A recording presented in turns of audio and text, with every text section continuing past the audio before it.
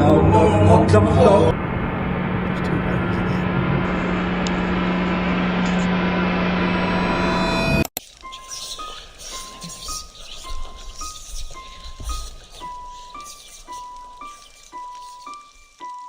The channel What's Not to Hike isn't typically associated with paranormal content.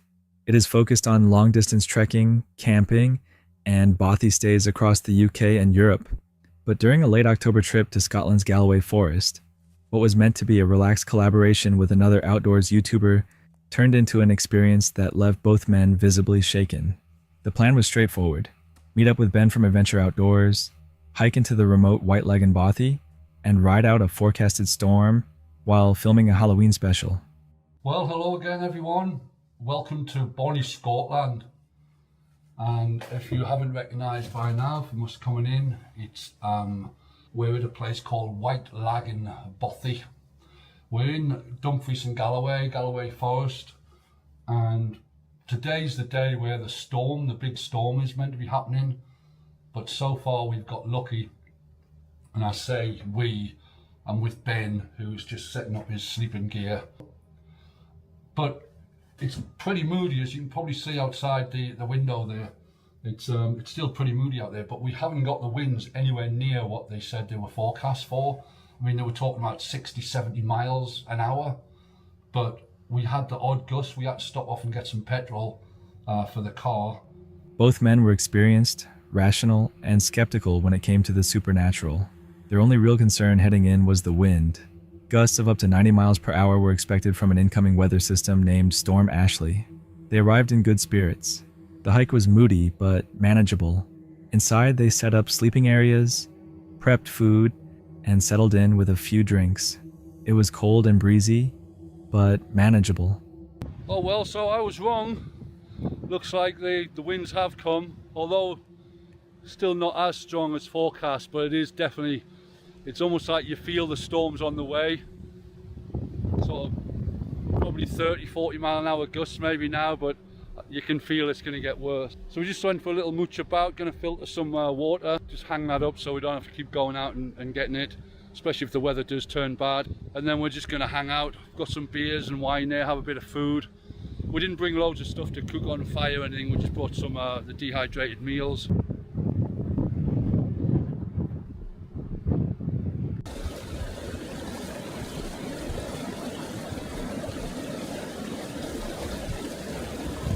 The atmosphere initially was exactly what you'd expect from two friends camping in a storm, a mix of laughter, gear checks, and casual storytelling. But then things started to change. The first oddity came when a kettle mysteriously moved onto the stove, even though the fire hadn't been lit. Each man assumed the other had placed it there. They laughed it off, chalking it up to forgetfulness or a misplaced memory. But moments later, something far stranger happened. A pair of saws that had been resting on the wall were found lying on the floor, again with no explanation. Let me show you around again. So that's actually I'll have to spin the camera around. There's the candle, I think that looks really nice. Down here is the fireplace. Looks like Ben's got the kettle on. We haven't even got the fire on yet. Are you having a cup of tea? I didn't put that on there. But the fire's not on though. I didn't move that kettle. No, you'll wind up real. You've done the saws, I reckon, and now you've done the kettle. You're trying to. I didn't put it on. I reckon you're trying to freak me out. I didn't realise the stove isn't even on. The stove's not even on, yeah. I thought it weird you were having a cup. I think it's weird that you're having a cup of tea with it. So you didn't move it. That's definitely not, huh? We're gonna watch a bit of Bothy TV in a bit, which is basically the fire. Sit in for a night and listen to the wind blow outside. Quite spooky, and what with the saws and the kettle moving on its own, it's even spookier now. But as I say, I don't really believe in all that stuff, but a bit odd. Still trying to rationalize the events, they continued filming, focusing on low-light camera setups and enjoying some dehydrated meals. But as the wind outside picked up, the atmosphere inside the bothy grew noticeably tense. That's when the door slammed shut, violently and without warning. The impact startled them both, but what made it worse was the realization that the door was too heavy to be moved by a draft. The creator tested it, pushing on the door to show just how much force was required. It didn't budge under normal pressure. Whatever had caused the slam hadn't been the wind, and it hadn't been either of them. Found the bothy book. You put my glasses on though, to blind as a bat. So this is popular, quite a popular bothy by the looks of it. Someone actually stayed last night. It was nice and tidy when we came in. So plaudits to whoever stayed here last night. Well done, absolutely spotless. Hold on a minute.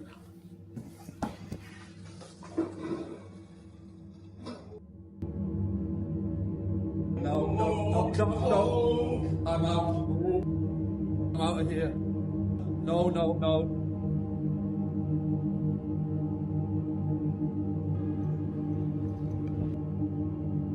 Following the incident, the camera light and backup battery, both fully charged, began to die without reason. The sense that they were not alone became overwhelming. They decided to remain inside, but no longer felt safe in the same room where the door had slammed.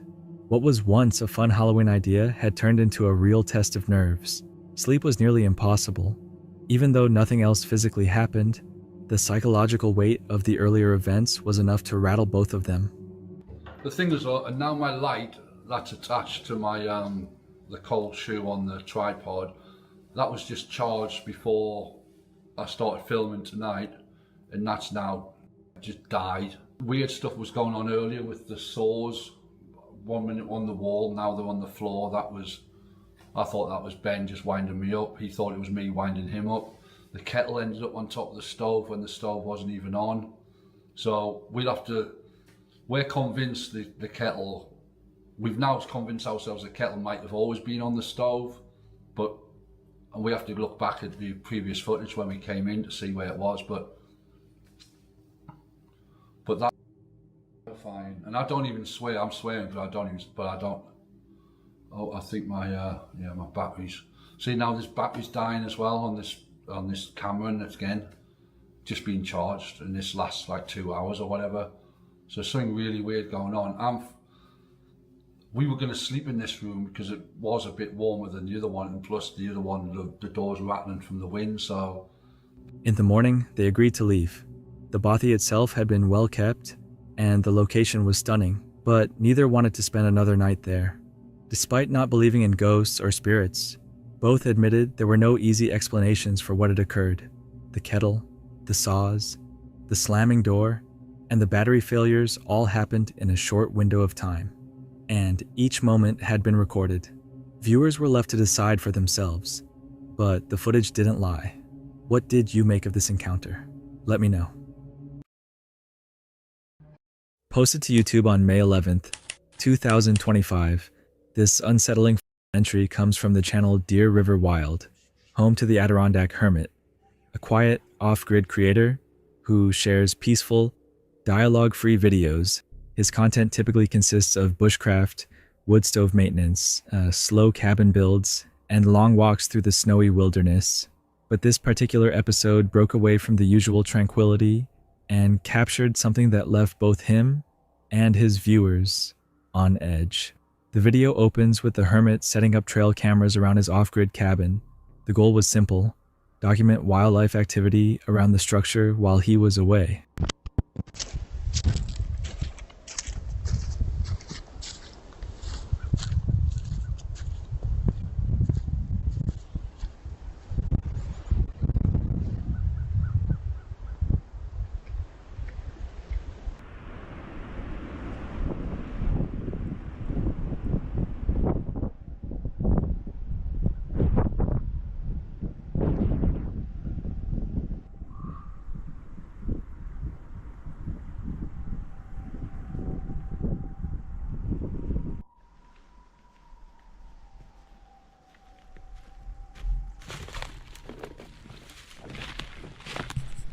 With a thin layer of snow on the ground and freezing wind in the trees, he mounted several cams at key spots, along trails, by the riverbank, and at the entrance to the cabin.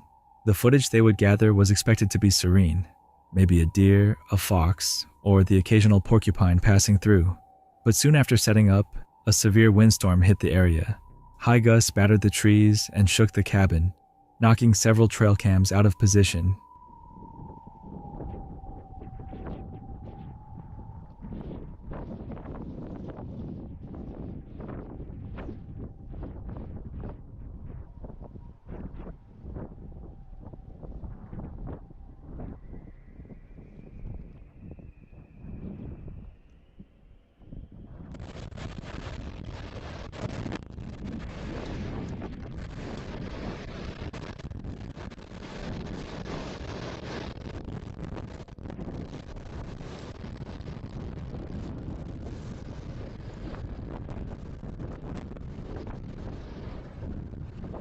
When the hermit returned to check on them, he discovered that most of the footage had been disrupted. He patiently adjusted the equipment and placed them again, this time with more stability and broader coverage. It wasn't long before the new footage revealed something completely unexpected. As the hermit reviewed the recordings, he noticed movement on one of the cams. At first, just shadows and snow flurries, but then a human figure stepped into frame. A man, dressed for the cold, appeared at the edge of the camera's view, slowly approaching the cabin.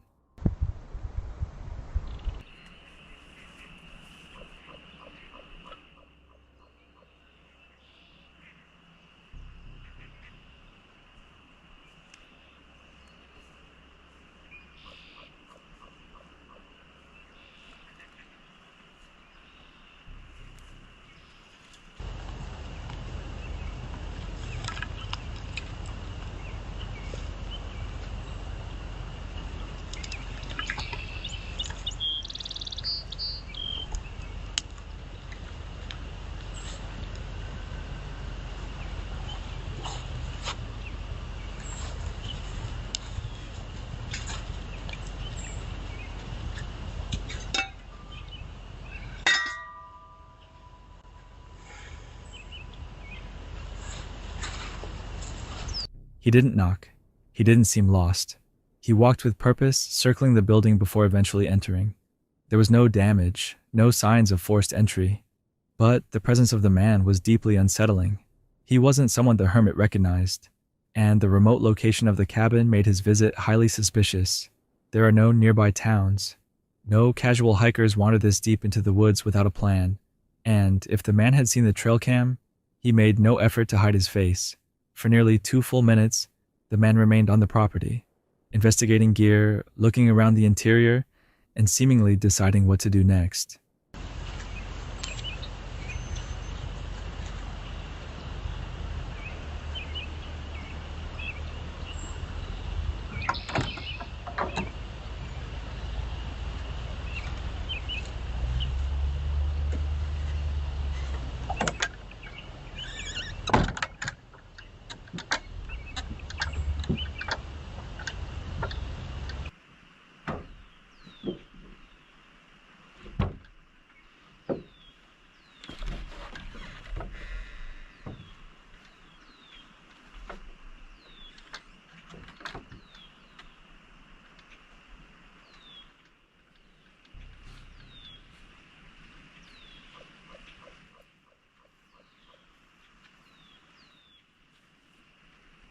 When the hermit arrived later that day and reviewed the footage, his reaction was telling.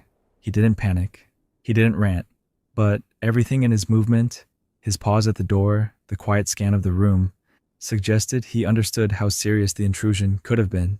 He started cleaning up the site and repositioning the trail cams with more precision, more concealment, and likely a sharper awareness of what solitude in the wilderness really means.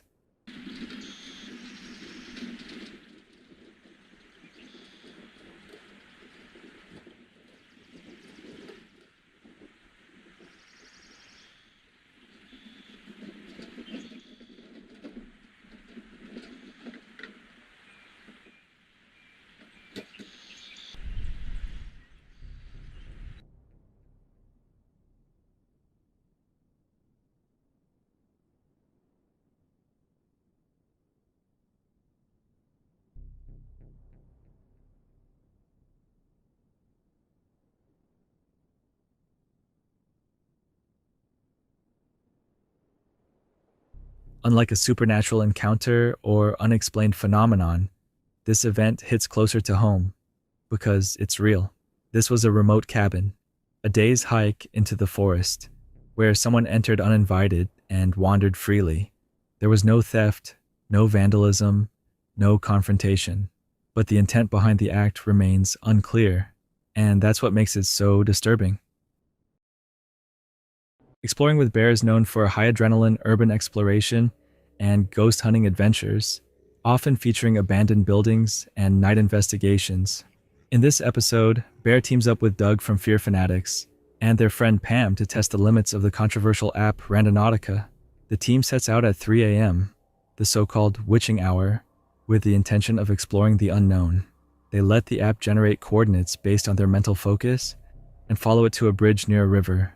Now, for this adventure, I have traveled to Cincinnati, Ohio to meet up with Doug from Fear Fanatics and Pam to try the app Randonautica. So I do believe that the app itself advises you not to play at night. Not only are we going to be playing at night, but to make it a little more better, we're going to be doing it at 3 a.m. because Randonautica did send us to some pretty crazy location. But without further ado, let's just jump right into this adventure. I'm also going to tell you a little bit more about what Randonautica is, and let's get it.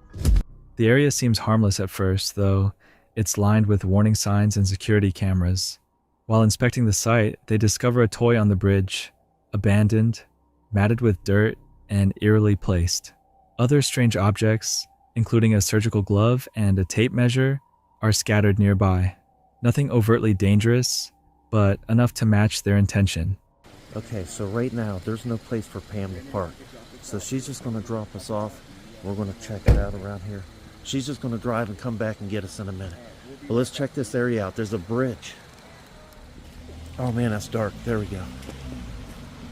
So can you get down over there? I wonder, ooh, what's that? Huh. What is that? Almost look like Oh, that's that's a tape measure. a tape measure. A little tiny tape measure. Here's a surgical glove. Ooh, surgical glove. This is pretty cool, but it's spot. I don't know why it brings here. Huh. Ooh, creepy. That was the intent. Creepy. That is creepy. Kid's toy on the bridge. Wow, he's all matted up. That first location was just a warm-up. Their second destination leads them to a quiet public park, where they stumble upon something even more unsettling. A sticker, hidden on the underside of a light post, quoting a cryptic and philosophically dark passage. It references the banality of evil and a refusal to admit the boredom of pain. The words, attributed to an artist, feel unnervingly deliberate in this context.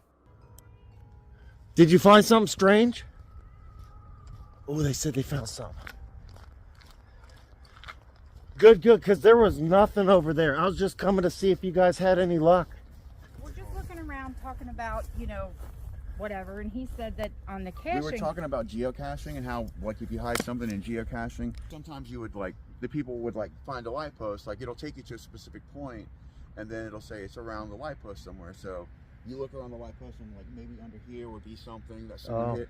But So then I we was saw this looking sticker. down, and then I saw the sticker, and I said, what does that say? Read it, bro. It's kind of strange.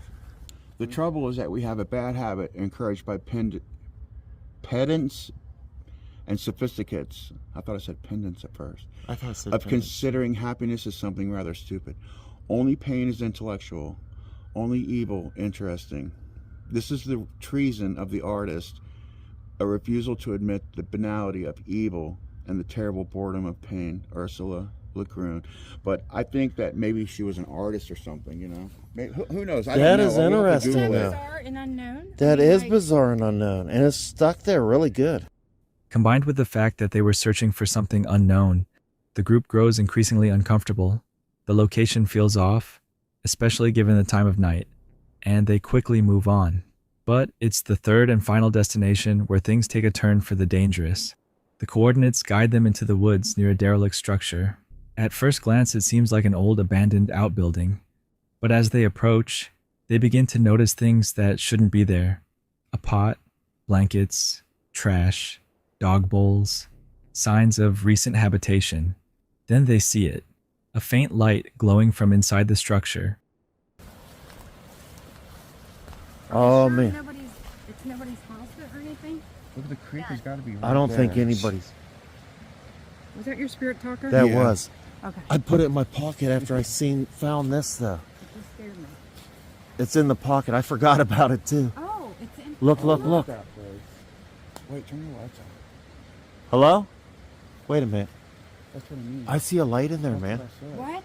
There's a light in there. Put your light down. Is there a light? Yeah. Somebody in there? Try to blow up. Oh, there is some kind of light in there. Maybe we should go back. Hold on. Man, it's not coming There's up. some kind of light in there. There What is kind a of light. would be in there, though? Hold on. Shh. This is weird. Guys, I'm kind of scared. Should Just, we go back? just stay close. I don't. There's no way. We go back. It's not like somebody's house, you know. It's abandoned for sure. I know, so there wouldn't be a light in there, dude. I mean, that's true, but I don't know. I don't feel like we're trespassing or not. Hold on. Could the Yeah, there's a random, creek. could the Nautica thing send more than one people to? At first, they assume it's a reflection. Then it moves. Someone is inside. Trying to stay calm, the team quietly announces their presence, hoping it's just a squatter or another explorer.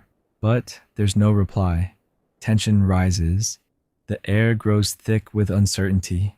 They see bedding on the floor, a flashing light, and scattered gear that suggests someone has been living there. Then a strange voice from one of their devices says, "Go to the light." Moments later, something moves behind the structure. And I just heard something coming from behind that Dude, camper. what's inside that car? What is inside there? Man, hey, man. I feel. Hello? We're just shooting a video. Be careful. Look around that corner, though. Does somebody have a weapon? Yeah, I do. We're armed. I don't have to see anything. Just shooting a video. Mean no harm. Look, that's on though. Look at What if that. somebody- Put your light down. Oh, that is on. What is it? It's a flashlight. It's like Where? it's Right like there. right there. Look. hanging from the head of the car. That Oh my is god. scary. I don't like this. That is scary. What? Oh, what does it say? It said go to the light? Man. See.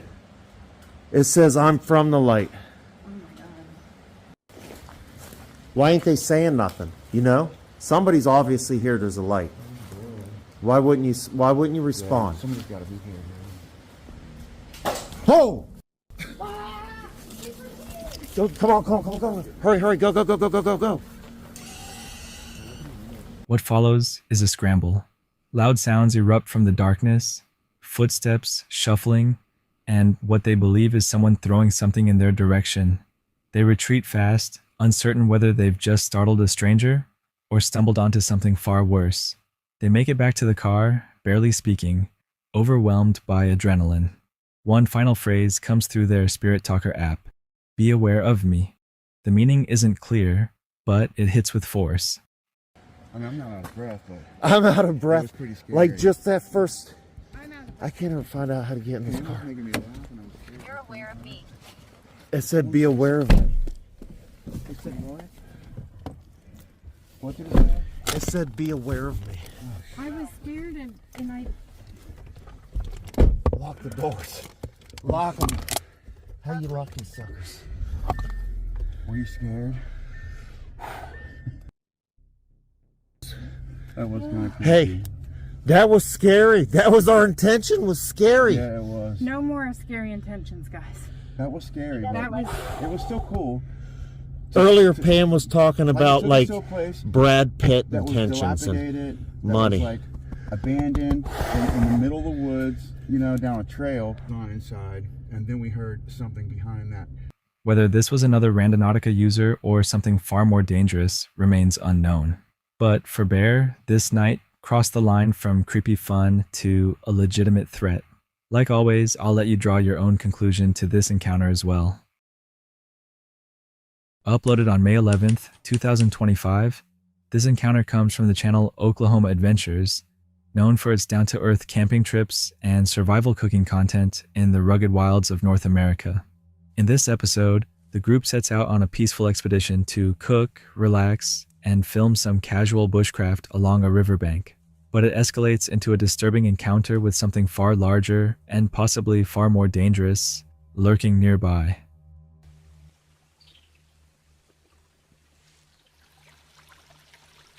Aventureros, aquí andamos en los territorios del Patón una vez más. Ya teníamos un buen rato caminando toda la mañana. Nos detuvimos aquí a hacer una comida, porque ya se hambre, salimos muy temprano de la casa y ni el tiempo de almorzar tuvimos. Pero aquí nos vamos a echar un snack aquí en el territorio del Patón. A ver si no viene y nos arrebata La comida. la comida. Vamos a comer. Vamos, aventureros.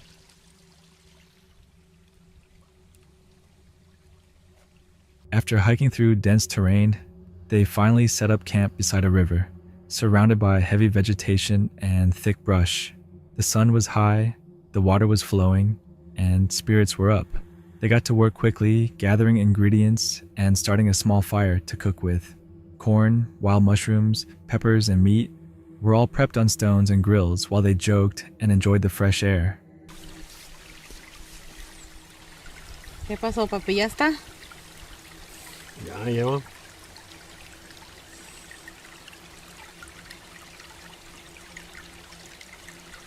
Sí, porque ya ruge la tripa.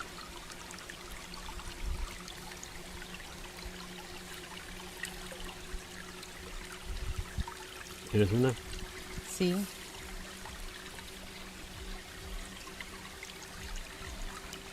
A salud de ustedes, aventureros.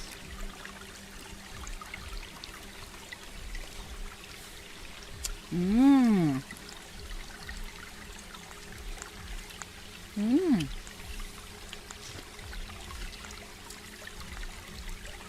As the aroma of fire-roasted food filled the area, the crew began to notice something odd. Birds that had been chirping loudly earlier suddenly fell silent. The stillness was noticeable, and not just in sound, there was a shift in the air. One of the crew members pointed out the presence of large birds circling overhead, often considered a sign of nearby carcasses or predators. Then, something massive moved through the woods just out of sight.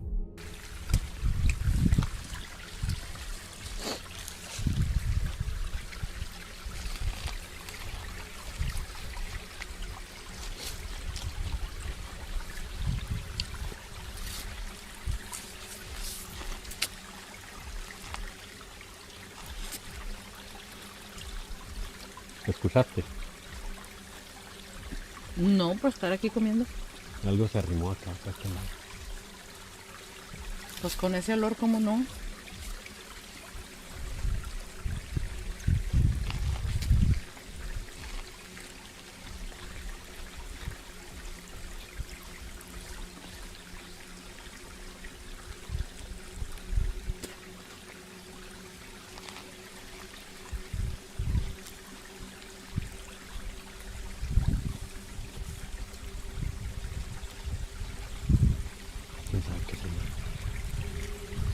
They didn't see it directly at first, but they heard it. Heavy footsteps, branches snapping. Whatever it wasn't small. The noise came from the direction of their cooking area and circled part of their camp. They began to pack up hastily, scanning the trees for signs of wildlife, worried that a bear, or worse, had been drawn in by the smell of food. Tráiganse una bolsita donde tirar la basura.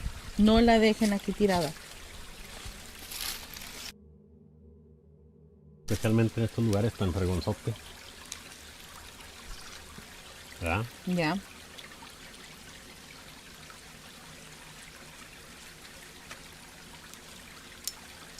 Bueno, yo creo que hay que seguir camino, ¿no? Vámonos. Que algo se arrimó, no sabemos si fuera un oso o algo, pero un animal muy grande se arrimó para allá, para aquel lado. El aroma de la comida. Trae mucho animalito. Sí.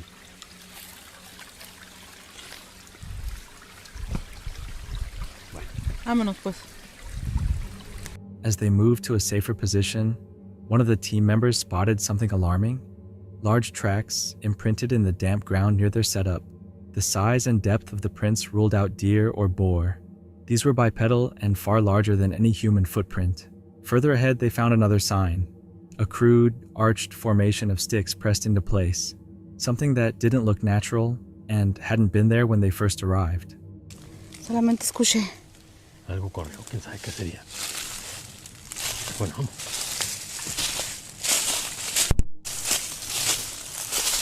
¿Será un venado o algo? ¿Quién sabe? Vamos.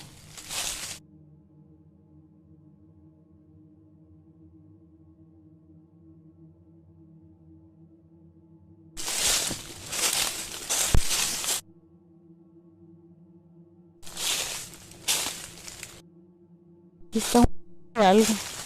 ¿Ah? Aquí está una huella de algo. Desde aquí hasta acá. Y aquí hay más arcos también, mira. Seca.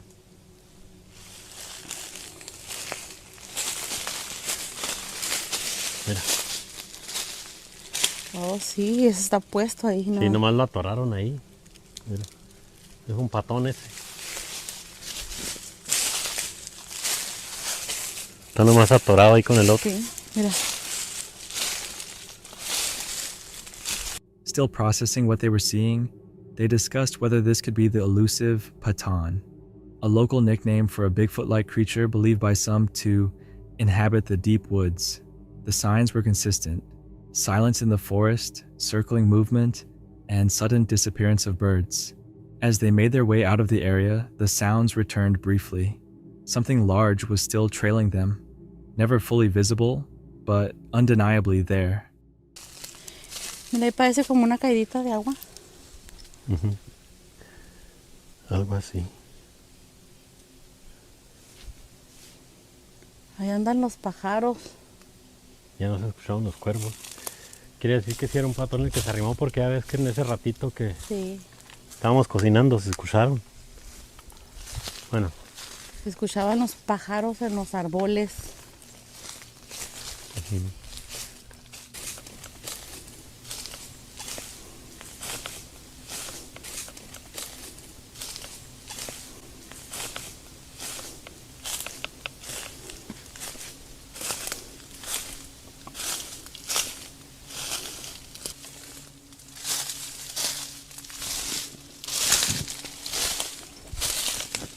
The group moved quickly, documenting the tracks and formations as they went, but choosing not to pursue or investigate further.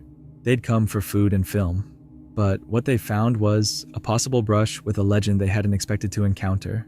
Whether it was truly a cryptid or simply an encounter with a bear under unusual conditions, I'll let you be the judge. This brief but intriguing footage may be one of the most compelling pieces of Bigfoot trail cam footage ever caught on camera. This footage was discovered by us during a deep dive into lesser-known cryptid content, and what it shows has sparked serious debate. The footage originates from the channel's Strange Wilderness, and what it claims to capture is nothing short of extraordinary. Taken from a fixed-position trail camera deep in the forest, the short clip appears to show a large, humanoid figure moving swiftly but silently between trees. The figure's proportions, broad shoulders, long arms, and a slightly stooped posture, don't align easily with a human in costume. It moves with fluidity, not lumbering like someone in a suit, and its pace is quick enough to suggest agility not often associated with bulky disguises. The lighting is natural and unaltered. There are no visual effects, abrupt cuts, or suspicious edits. And while the footage is far from crystal clear, as is typical with trail cams, it lacks the usual red flags that skeptics often use to debunk these types of videos. There's no exaggerated motion blur, no obvious mask seams, and no out-of-place human behavior.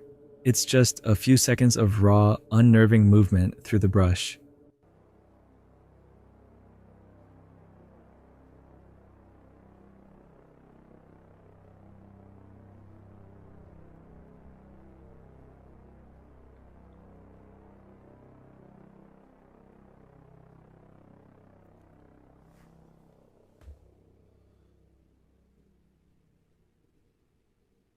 What makes this encounter stand out isn't just the footage itself, but the honesty in its presentation. The creator doesn't try to convince viewers that it's definitive proof of Bigfoot. He simply asks the audience to judge for themselves. With so many hoaxes flooding the internet, it's rare to see a video that sparks genuine uncertainty. Is it a genuine cryptid sighting?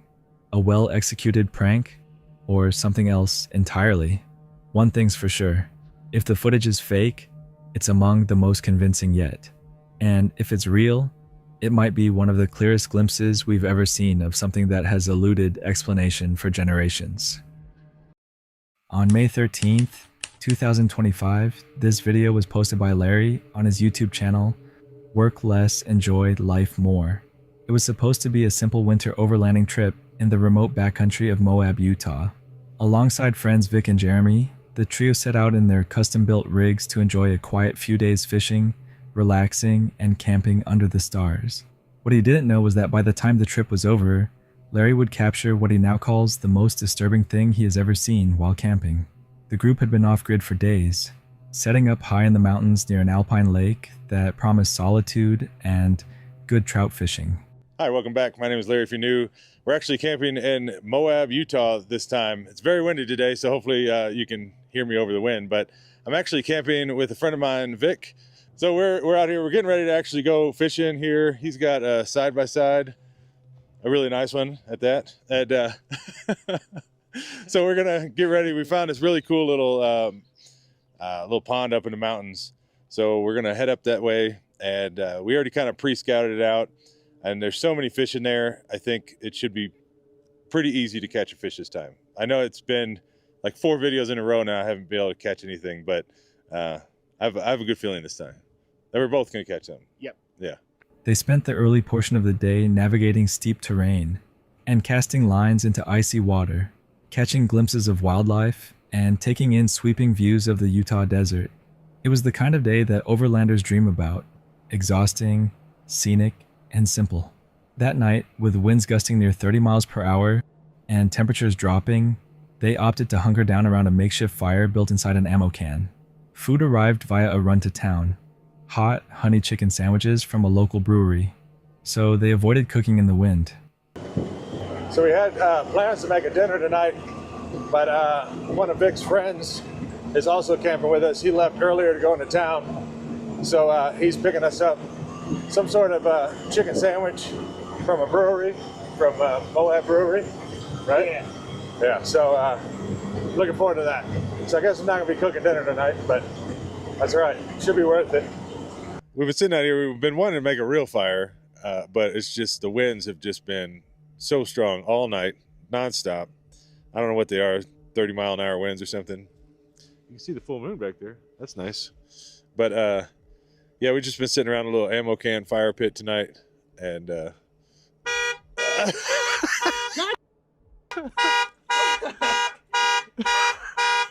dude, this freaking chair. I was just trying to like shine this on myself so you can see me. As the firelight flickered and the full moon rose over the canyon walls, the conversation drifted between stories and gear, camping dogs resting quietly nearby. And then, the skies changed. At first it was just one light, then 2, then 3. Suspended high in the sky, the lights hovered silently.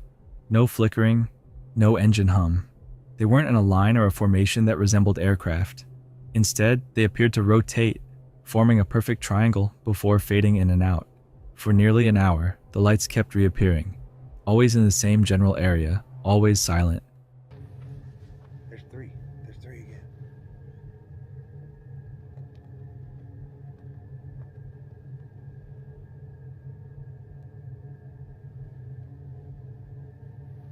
One went away.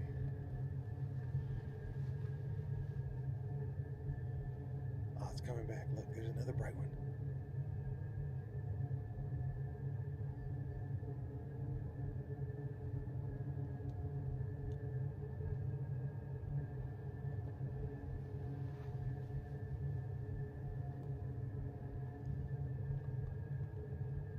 All right, there's 2 bright ones.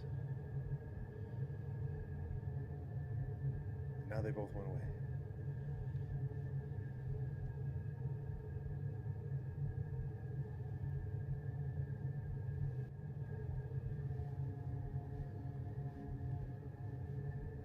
back up. Here's another one. Another bright one. There's two bright ones again. At one point, the lights formed a triangle so precise, it resembled popular depictions of TR-3B type aircraft, often associated with government black projects or UFO sightings. Larry couldn't look away. He stood outside for nearly an hour, calling out to his camera and viewers, unable to find any logical explanation. The moment was silent, surreal, and completely out of the ordinary. He'd seen plenty of satellites in his time, but nothing like this. All right. I know you guys have got to see some of those lights. We were standing out there about a half an hour ago, and there was three, just a blatant triangle, and there were the three brightest lights in the sky. And then they all just kind of like turned and disappeared.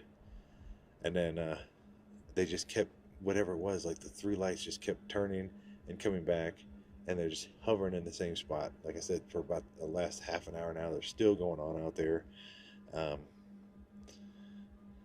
Yeah, I don't know. I don't know if that was, I mean, like, I don't want to say like alien spaceship or something, but like, they definitely didn't act like satellites. Definitely wasn't airplanes. I've never seen anything like that in my life. I don't know. I almost want to keep going back out there. I might have to switch out the battery and go back out there again and see if they're still doing it. But that's got to be probably one of the creepiest things I've seen in the sky before. Eventually, cold and uneasy, he retreated into his camper. But sleep didn't come easy. He found himself repeatedly peeking through windows. In the morning, he confirmed the lights had continued well past midnight, still visible just 30 minutes after he'd shut off the camera.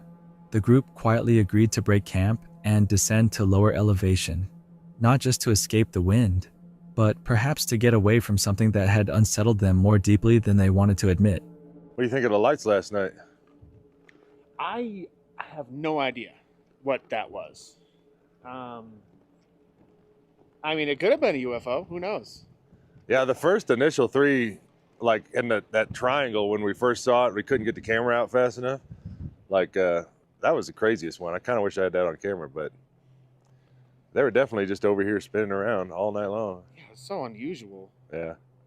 I've never seen anything like that before. I haven't either.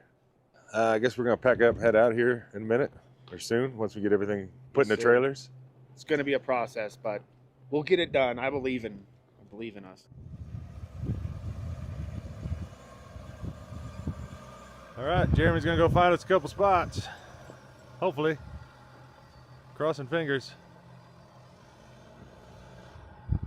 It's a cool van. I like it. It really is, isn't it?